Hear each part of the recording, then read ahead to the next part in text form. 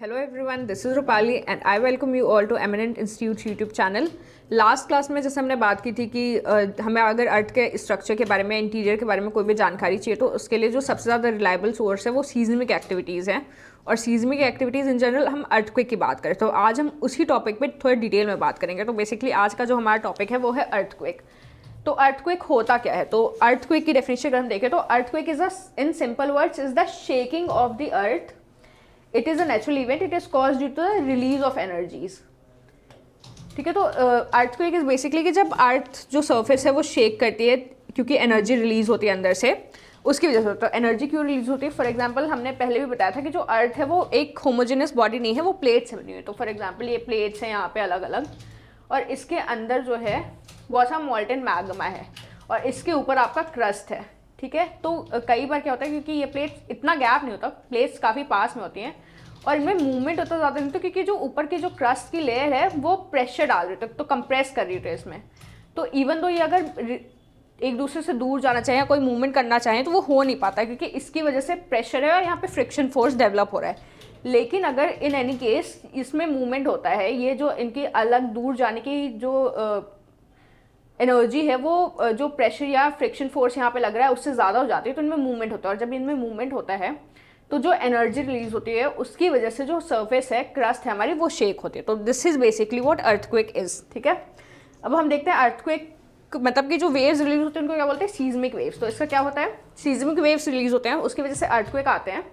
और अर्थक्वेक आने से क्या होता है? हमें मिलता है provides a complete picture of the layered structure of the earth. Earthquake की जो वेव्स निकलती हैं उनसे हमें अर्थ के स्ट्रक्चर का जो लेयर्ड स्ट्रक्चर है उसके बारे में पता चलता है। वो कैसे पता चलता है वो हम आगे की स्लाइड्स में देखेंगे। तो अभी हम बेसिक देते हैं। तो अर्थक्वेक हम मेजर कैसे करते हैं? अर्थक्वेक को मेजर करने के लिए सीज़मोग्राफ होता है, ये एक डिवाइस है, इससे अर्थक्वेक को मेजर किया जाता है।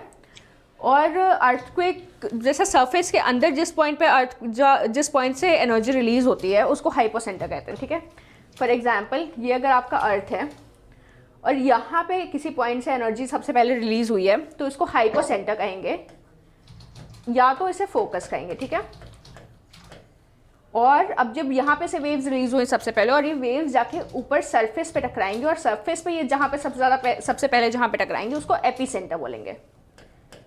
ठीक है, तो यहाँ पे वेव सबसे पहले सरफेस के अंदर, अर्थ के अंदर रिलीज हो रही हैं और यहाँ पे जो वेव्स रिलीज, और एपिसेंटर वो जगह है जहाँ पे वेव सबसे पहले सरफेस को हिट करती हैं। आप इस डायग्राम में देख सकते हैं,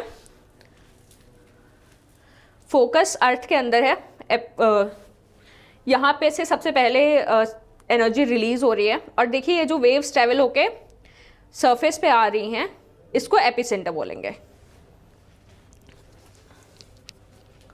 अब अर्थक्वेक के टाइप्स कौन कौन से हैं? तो पहला टाइप है हमारे पास फॉल्ट जोन्स में अर्थक्वेक। तो फॉल्ट्स क्या होते हैं? जैसे मैंने अभी आपको बताया कि जो अर्थ का स्ट्रक्चर है वो होमोजेनस नहीं है, मतलब, और वो प्लेट से बना हुआ है। फॉल्ट का बेसिकली एक सिंपल मतलब होता है कि ब्रेकेज है या फ्रैक्चर है कहीं पे। ठीक है, तो ये हमारा क्रस्ट है, क्रस्ट के नीचे बहुत सारी ऐसी लेयर्स हैं और इन लेयर्स में ब्रेक है। और ये लेयर्स क्या हैं? ये बेसिकली प्लेट्स हैं, टेक्टोनिक प्लेट्स हैं जो मॉल्टेन मैग्मा के ऊपर तैर रही हैं। ये मॉल्टेन मैग्मा हमारा, ये प्लेट्स हैं जिनमें फॉल्ट्स हैं और ये हमारा क्रस्ट है। तो ये प्लेट्स मॉल्टेन मैग्मा के ऊपर तैर रही हैं और यहाँ पे जो फॉल्ट्स होते हैं कई बार क्योंकि टकराते हैं या प्रेशर है उस वजह से फॉल्ट्स या फ्रैक्चर्स हो जाते हैं।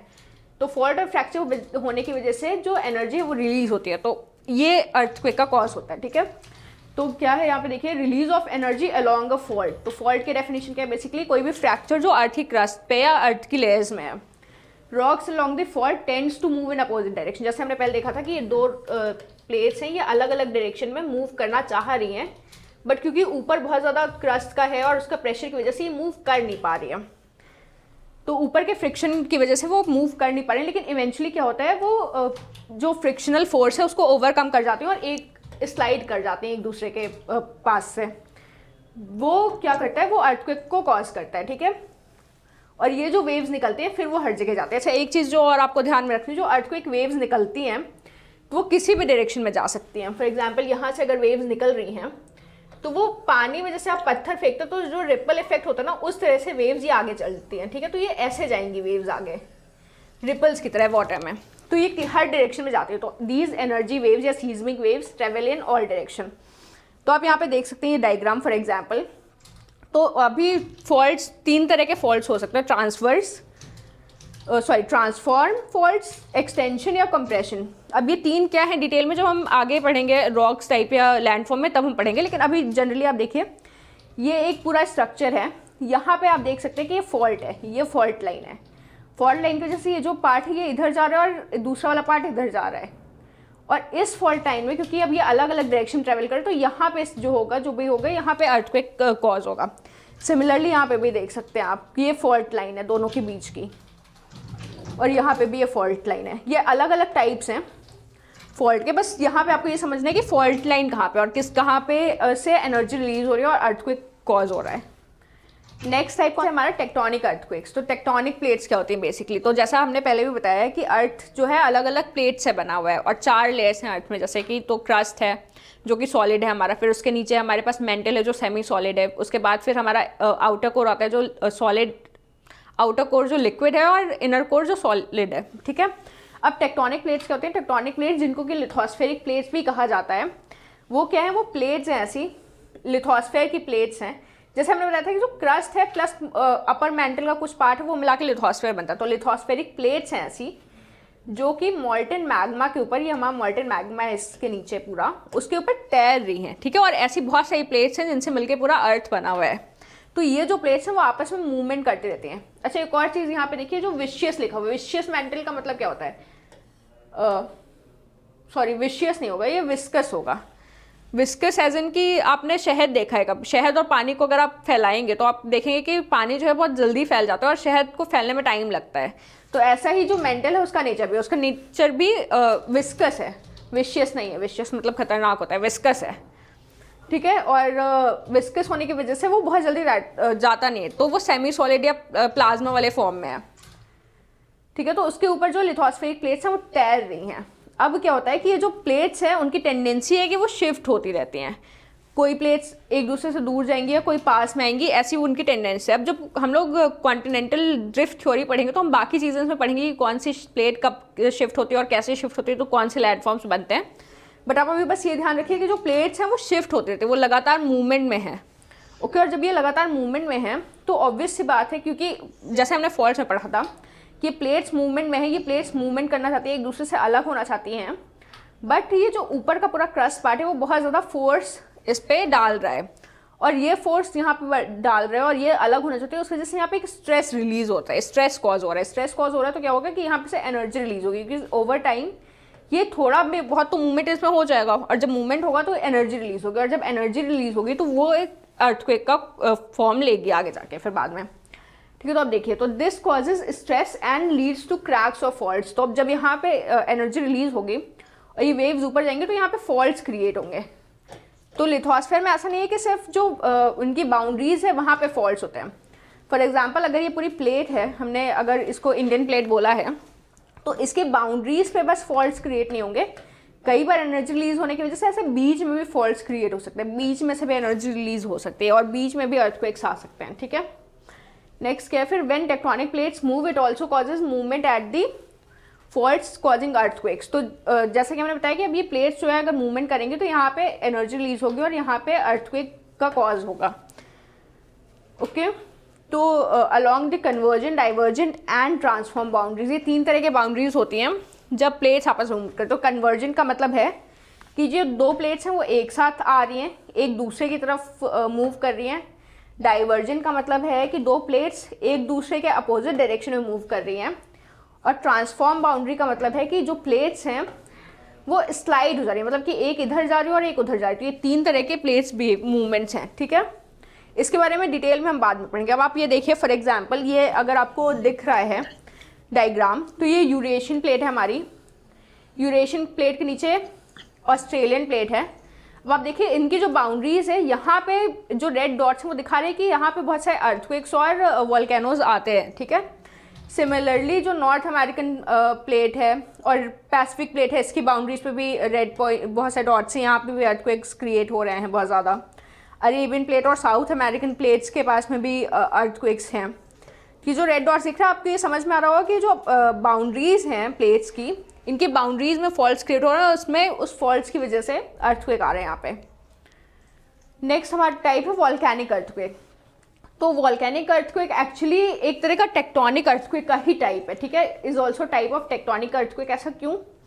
क्योंकि जब टेक्टोनिक प्लेट्स की वजह से जब अर्थक्वेक आता है तो कई बार अर्थक्वेक की वजह से वहाँ पे वॉल्केनोज भी आ जाते हैं, तो वहाँ पे भी जो स्ट्रेस प्रोड्यूस होता है, क्योंकि वहाँ पे इतनी एक साथ में बहुत ज़्यादा वॉल्केनो जो मॉल्टन मैग्मा है वो ऊपर सरफेस पे आ रहा है, उसकी वजह से जो स्ट्रेस कॉज होता है तो वो भी अर्थक्वेक कॉज कर देता है। तो जब यहाँ पे जो वॉल्केनिक अर्थक्वेक होने का मतलब ये नहीं है कि वहाँ पे तुरंत से वॉल्केनोज आ रहे हैं, वॉल्केनोज बाद में भी आ सकते हैं वहाँ पे। नेक्स्ट है हमारा human induced earthquake. Human induced earthquake मतलब कि जो मैन मेड अर्थक्वेक है, मैन मेड रीजन्स की वजह से जो अर्थक्वेक्स आ रहे हैं। तो पहला है हमारे पास कोलैप्स अर्थक्वेक। कोलैप्स अर्थक्वेक क्या होते हैं? इट्स बेसिकली कि फॉर एग्जांपल आपके पास कोई माइन है, आप कहीं पे माइनिंग कर रहे हैं और माइनिंग करने के टाइम पे या माइनिंग करने की वजह से जो माइंस की रूफ्स होती हैं वो कोलैप्स हो जाते हैं, और जब एक साथ में बहुत बड़ी सरफेस पे रूफ कोलैप्स होगी, बड़ी सरफेस की रूफ कोलैप्स होगी, तो जो डैमेज होगा उसकी वजह से अर्थक्वेक आ जाते हैं। एक्सप्लोजन अर्थक्वेक नेक्स्ट है। तो explosion earthquake due to the explosion of chemical और न्यूक्लियर डिवाइसेस। तो जब परमाणु परीक्षण होते हैं या बॉम्ब्स के परीक्षण किए जाते हैं तो उसकी वजह से कई बार अर्थक्वेक्स आ जाते हैं। थर्ड है रिजर्वॉयर इंड्यूस्ड अर्थक्वेक। कहीं पे जब अगर बहुत बड़े बड़े डैम्स बनाए जाते हैं तो उसकी वजह से भी अर्थक्वेक आ जाते हैं।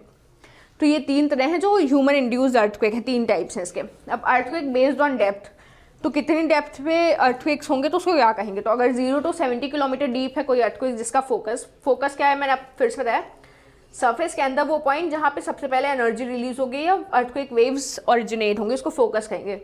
तो अगर ये point A 0 to 70 kilometres deep है तो उसको शैलो अर्थक्वेक बोलेंगे।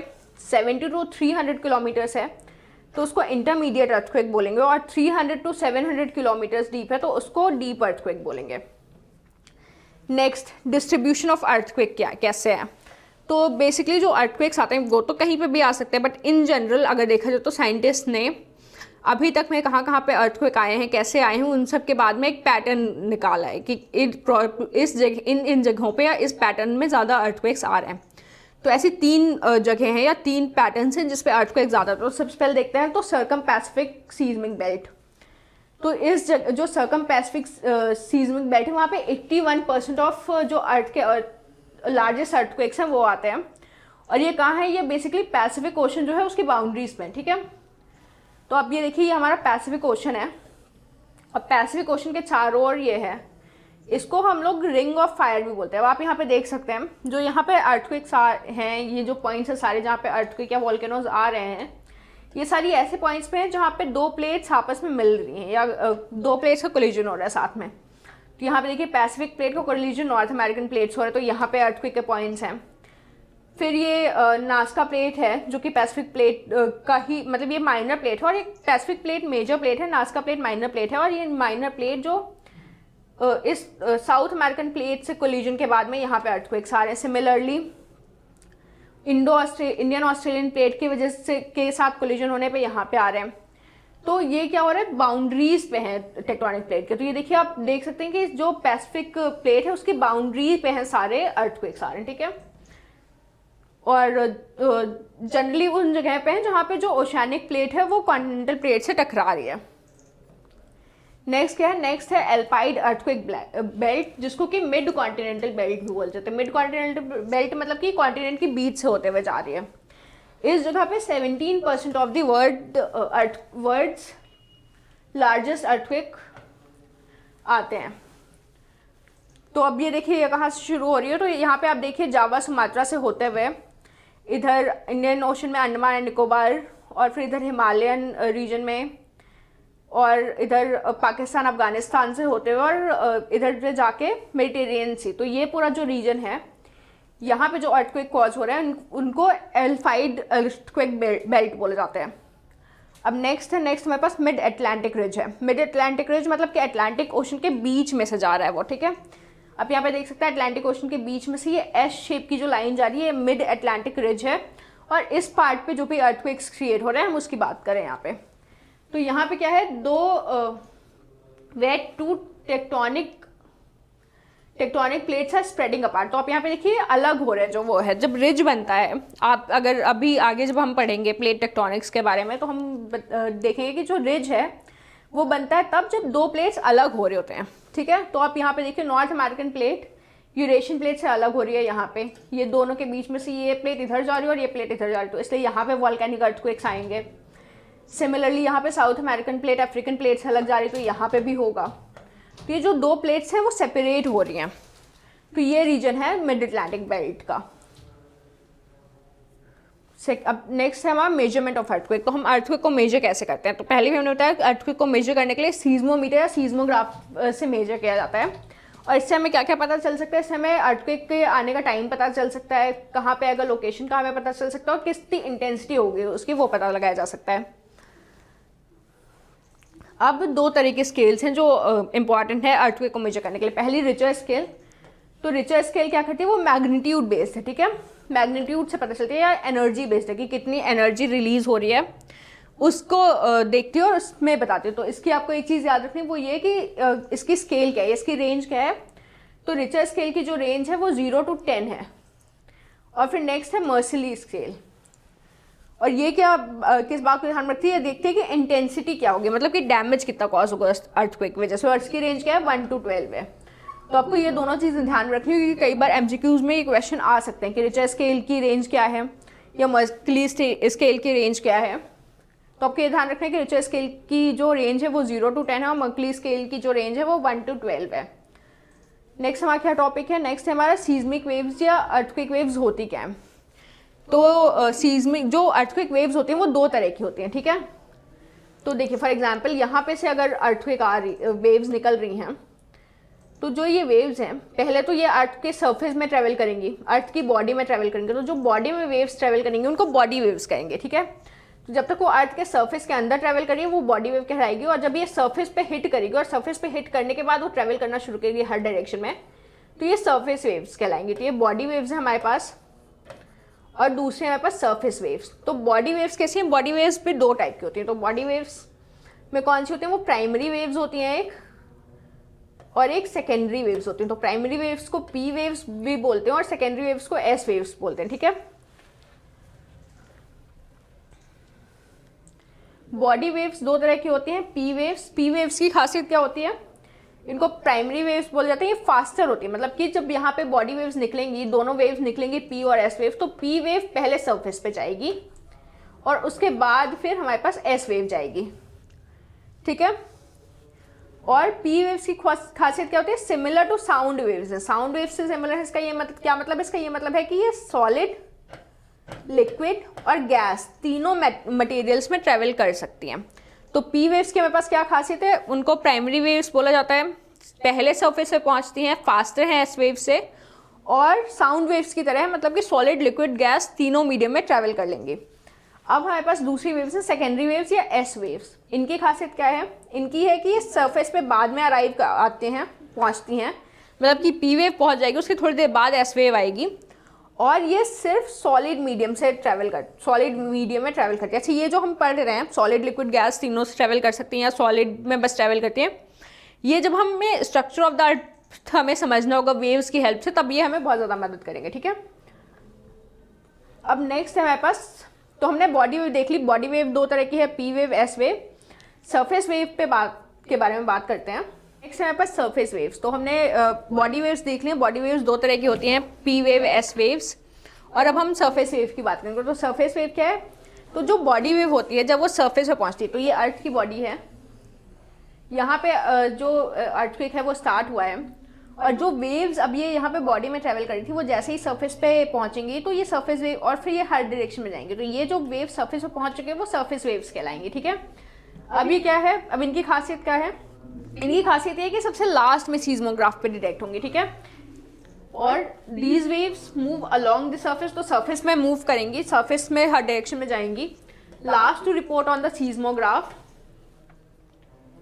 And these are more destructive, मतलब सबसे ज़्यादा जो डैमेज कॉज होगा वो सरफेस वेव्स की वजह से कॉज होगा, ठीक है। और इन्हीं की वजह से, सरफेस वेव्स की वजह से ही मोस्टली जो बिल्डिंग्स कोलैप्स होती हैं उनका रीज़न सिर्फ सरफेस वेव्स की वजह से ही कोलैप्स होती हैं, ठीक है। अब जो हमने लास्ट में पढ़ा था, seismic waves help scientist to understand the structure and interior of the earth. तो फर्स्ट स्लाइड में भी हमने लिखा था कि सीज्मिक वेव्स जो है वो हमें इंटीरियर का जो स्ट्रक्चर उसको समझने में हेल्प करती है। वो कैसे हेल्प करती है अभी हम देखेंगे। तो क्योंकि हमें अर्थ के स्ट्रक्चर के बारे में जानना है तो हमें सरफेस वेव्स से कोई मतलब नहीं। तो हमारे लिए जो दो इंपॉर्टेंट वेव्स होंगी वो होंगी पी वेव और एस वेव्स, ठीक है। तो अब देखिए ये जो है हमारे पास वो सरफेस, अर्थ का सरफेस है, ठीक है।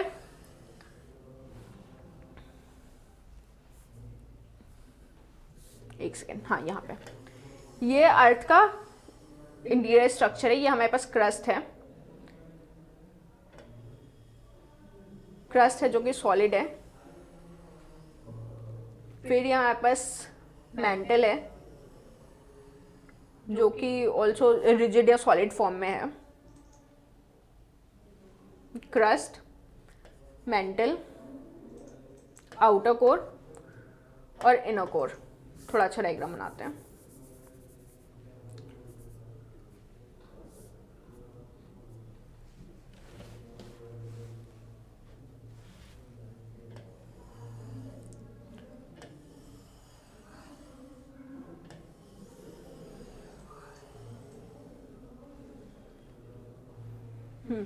तो फॉर एग्जाम्पल अगर ये हमारा क्रस्ट है, ठीक है, तो अगर कोई भी वेव्स जो है वो यहाँ पे से स्टार्ट हो, अगर फोकस पॉइंट ये है तो यहाँ पे से सरफेस में दो तरह की वेव्स आएंगी, पी वेव्स और एस वेव्स। तो पी वेव्स को हम ऐसे डिनोट करेंगे और एस वेव्स को हम ऐसे डिनोट करेंगे, ठीक है। तो पी वेव्स की खासियत क्या है कि वो हर मीडियम में ट्रैवल कर सकती हैं। तो पहले हम पी वेव्स को देखते हैं। तो हर मीडियम में और हर डायरेक्शन में ट्रैवल कर सकते हैं, ठीक है। तो अब ये सीधा सीधा जा रही है, यहाँ पे जा रही हैं सरफेस तक, यहाँ से सरफेस में यहाँ पे जा रही हैं, इधर पे भी सरफेस में जा रही हैं, इधर से होते हुए भी सरफेस में जा रही हैं, ठीक है।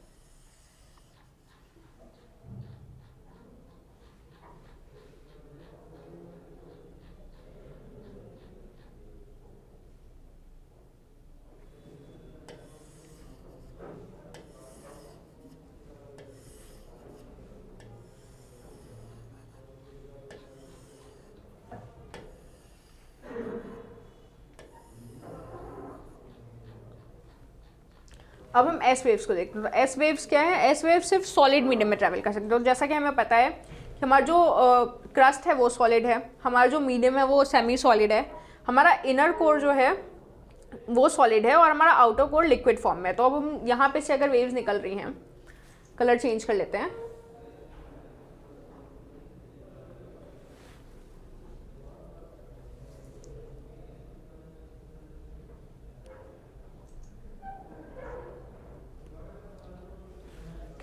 तो अगर एस वेव्स निकलेंगे तो अब देखिए सिर्फ सॉलिड में ट्रैवल कर सकते हैं एस वेव्स। तो ये यहाँ पे से, क्योंकि हमारा ये आउटर कोर है, ठीक है, ये आउटर कोर है और ये इनर कोर है और हमारा मेंटल और जो क्रस्ट है वो सॉलिड है। तो अब ये यहाँ से ऐसे जा रही हैं, यहाँ पे पहुँच रही हैं सरफेस पे, बट ये इन आउटर कोर में नहीं जा सकती। तो अब ये इस जगह पे से इतना जा पाएंगे, ये इसके अंदर वाले रीजन में नहीं जा सकती हैं, ठीक है। तो ये ऐसे जा रही है, यहाँ पे ट्रैवल कर रही हैं बाहर। एस वेव सारी ऐसे बाहर ट्रैवल करेंगी। आउटर कोर क्योंकि लिक्विड फॉर्म में है तो वो आउटर कोर में हिट नहीं करेंगे। तो आप देखिए यहाँ पे जो हमारा पी वेव्स थी वो इस पूरे रीजन में आ रही हैं और इस पूरे रीजन में पी वेव्स आ रही हैं और यहाँ पे पी वेव्स आ रही हैं। तो ये जो खाली रीजन है वो हो जाएगा हमारा पी वेव का शेडो जोन, ठीक है, ये वाला एरिया जहाँ पे पी वेव्स नहीं पहुँच रही हैं। और हमारी एस वेव्स कहाँ पे पहुँच रही है? एस वेव्स सिर्फ यहाँ पे हैं, इस पूरे रीजन में एस वेव्स हैं और इस पूरे रीजन में एस वेव्स हैं। यहाँ पे एस वेव्स नहीं पहुँच रही, क्यों? क्योंकि यहाँ पे बीच में, अब यहाँ से एस वेव्स को आने के लिए बीच में यहाँ पे आउटर कोर है जो कि लिक्विड है और एस वेव्स लिक्विड मीडियम में ट्रैवल नहीं कर सकती हैं। तो जब साइंटिस्ट ने ये नोटिस किया कि जो पी वेव्स हैं वो सारी जगह पे जा रही हैं, हर जगह पे मिल रही हैं, पहुँच रही हैं, और एस वेव्स जो हैं वो इन जगहों पे नहीं पहुँच रही, तो उन्होंने रियलाइज़ किया कि एस वेव्स इन जगहों पे नहीं आ पा रही हैं बिकॉज यहाँ पे बीच में जो है वो लिक्विड मटेरियल है। तो इस तरह से हमें पी वेव्स और एस वेव्स की वजह से इंटीरियर स्ट्रक्चर ऑफ द अर्थ के बारे में पता चलता है। ओके, नेक्स्ट हमारा क्या टॉपिक है? नेक्स्ट है इफेक्ट ऑफ द अर्थक्वेक। तो अर्थक्वेक का इफेक्ट क्या होता है? तो हमें पता है कि अर्थक्वेक जब आता है तो ग्राउंड शेकिंग होती है। नेक्स्ट क्या? डिफरेंशियल ग्राउंड सेटलमेंट हो जाता है। डिफरेंशियल ग्राउंड सेटलमेंट का क्या मतलब है कि जब अर्थक्वेक आता है तो कई बार जो पहले मान लीजिए ऐसा समतल सा था, बट अर्थक्वेक के बाद में कई बार वो ऐसे से हो जाता है, कोई जगह नीचे चली गई या कोई जगह ऊपर चली गई, वो हो जाता है। सेकेंड है लैंडस्लाइड्स और मड स्लाइड्स होती हैं। अगर माउंटेन्स में अर्थक्वेक आते हैं तो लैंडस्लाइड्स हो जाते हैं उसकी वजह से, या मड स्लाइड्स हो जाती हैं अगर बारिश का सीजन या नदी के पास में आ रहे हैं तो। स्नोफॉल हो रहा है या स्नो वाली रीजन में अर्थक्वेक्स आ रहे तो एवलांचेस होते हैं। ग्राउंड डिस्प्लेसमेंट हो जाता है। ग्राउंड डिस्प्लेसमेंट कैसे, क्या मतलब है, फॉर एग्जाम्पल मान लीजिए जब अर्थक्वेक आया उसके पहले जो लाइट पोल था वो यहाँ पे था, लेकिन अर्थक्वेक आने के बाद क्या होता है, वो लाइट पोल थोड़ा आगे शिफ्ट हो गया है। तो अर्थक्वेक की वजह से ग्राउंड डिस्प्लेसमेंट भी हो रहा है। अर्थक्वेक की वजह से फ्लड्स और डैम्स और रिजर्वॉयर्स में फ्लड्स भी आ जाते हैं। स्ट्रक्चरल कोलैप्स होता है, जो बिल्डिंग्स बनी है या जो भी बड़े बड़े स्ट्रक्चर बने हुए हैं वो कोलैप्स हो जाते हैं, वो गिर जाते हैं। और अगर अर्थक्वेक ओशन में आए तो उसकी वजह से सुनामी भी आ जाती है। तो ये सारे जो हैं वो अर्थक्वेक के इफेक्ट्स हैं। तो अर्थक्वेक का टॉपिक हमारा इतना ही था। हमने वेव्स का नेचर पढ़ा, हमने देखा कि वेव्स की वजह से स्ट्रक्चर ऑफ द अर्थ को समझने में कैसे हेल्प मिलती है साइंटिस्ट को, और हमने इफेक्ट ऑफ द अर्थक्वेक पढ़ा। तो आई होप आपको ये सारे टॉपिक समझ में आए होंगे, ये सारी चीज़ें आपको समझ में आई होंगी। और अगर आपको नहीं आई हैं तो प्लीज़ कमेंट सेक्शन में अपने डाउट्स लिखिएगा। इस वीडियो को लाइक करिएगा, शेयर करिएगा, सब्सक्राइब करिएगा हमारे चैनल को। और इस जो पीपीटी है उसका PDF वर्जन आपको टेलीग्राम चैनल पर मिल जाएगा, जिसका लिंक आपको वीडियो के नीचे डिस्क्रिप्शन में मिल जाएगा। Thank you so much.